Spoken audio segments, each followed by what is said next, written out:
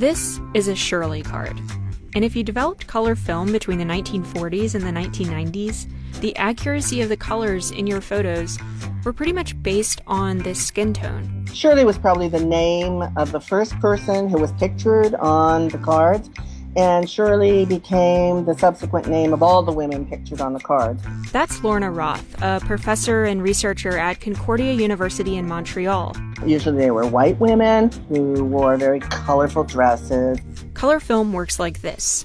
There are layers of chemicals stacked on each other that are sensitive to different colors of lights. And there are a series of different types of chemical solutions that are used to develop them once exposed to that light. A combination of all of these chemicals creates a film's color balance. And for many decades, chemicals that would bring out various reddish, yellow, and brown tones were largely left out. The consumer market that was designated in the design of film chemistry was that of the lighter-skinned market. So when it came to defining what an idealized international skin tone would be, it turned out to be a lighter skin tone than a darker skin tone. If you're shooting people with lighter skins, it looks good.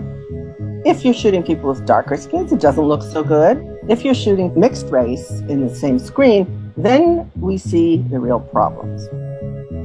It wasn't until the 1970s where things started to change, and it came from a very unlikely source. Companies that were advertising different kinds of wood furniture were complaining that Kodak film did not render the difference between dark-grained wood and light-grained wood.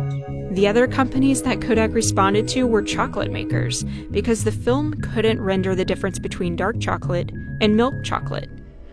As the film and television industries became more diverse, color balance issues at the professional level became even more apparent. And in the 1990s, a team of designers at Philips in Breda, Holland, tackled the issue head-on by developing a camera system that used two different computer chips to balance lighter and darker skin tones individually. First people to buy these cameras for television, they were called the LDK series, were Oprah Winfrey and Black Entertainment Television, like people who were very aware of these issues.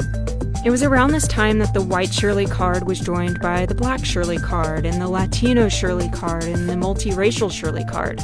And Kodak's Gold Max marketing campaign emphasized their film's improved dynamic range. One of the things that they said about Gold Max is that Gold Max is a fine film that can photograph a dark horse in low light. If you were his parents, would you trust this moment to anything other than Kodak Gold film? No other film in the world gives you truer color than Kodak Gold. Today, color film and digital camera sensors have a much broader dynamic range, but the default towards lighter skin and technology still lingers. One of the big mistakes emerged in 2009. I'm sure you heard about it. My coworker Wanda and I are sitting in front of an HP Media Smart computer. It's supposed to follow me as I move. I'm black. I think my blackness is interfering with the computer's ability to follow me. So she moved this way, and the camera followed her. And then he'd get into the screen, and it would be completely stable. No face recognition anymore, buddy. My two separate but equal light meters allow me to capture the pastiest whites and the darkiest darks. You deserve to have those memories captured by a true professional. Not ruined by some hack who can't accommodate different skin tones. The fact is, there is still a cultural bias towards lighter skin, certainly in how we use technology, and sometimes within the technology itself. Technology should be the ultimate equalizer. It should serve everyone's needs without an inherent bias. If a child is born into a society where all of the range of skin tones is the obvious norm, then they can no longer assume that whiteness is default.